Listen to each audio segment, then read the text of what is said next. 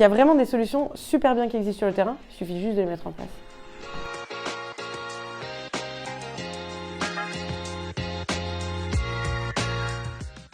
Premièrement, on fait des projets terrain pour proposer des solutions qui luttent directement contre la déforestation.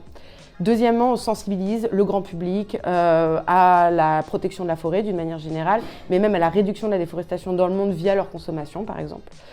Et troisièmement, on fait des projets de plaidoyer pour lutter contre les causes de la déforestation. Il y a beaucoup de manières de se mobiliser en réalité. Déjà, Envolver, c'est une association qui vit majoritairement avec sa force bénévole.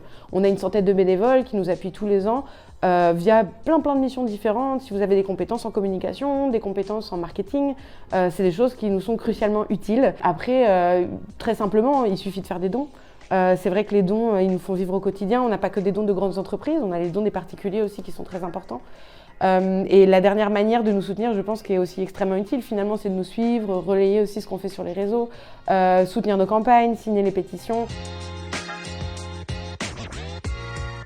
J'aime tous les projets d'Envolver, ils ont tous quelque chose de particulier, ils sont tous designés avec l'accord des communautés locales et donc du coup ils ont tous cet aspect très personnalisé en fait, donc c'est ça qui les rend beaux. Projet CEF, on l'aime beaucoup, c'est un projet qui vise finalement à protéger les forêts françaises. Il est dans le Tarn, il se situe dans le PNR du Haut-Languedoc. En France, on s'est rendu compte que c'était hyper important du coup de s'occuper des forêts aussi parce qu'il y a un gros engouement autour du bois énergie. C'est un modèle économique qui encourage beaucoup les coupes rases et en fait on voit bien dans nos paysages aujourd'hui que c'est un désastre en fait. La forêt aujourd'hui, c'est pas qu'une valeur économique, il y a aussi une valeur sociale qui est hyper forte, une valeur culturelle. On aime bien aller s'y balader le week-end, le dimanche, ça nous fait du bien. C'est un peu ça le pari du projet SEV, c'est mettre en réseau des propriétaires forestiers privés.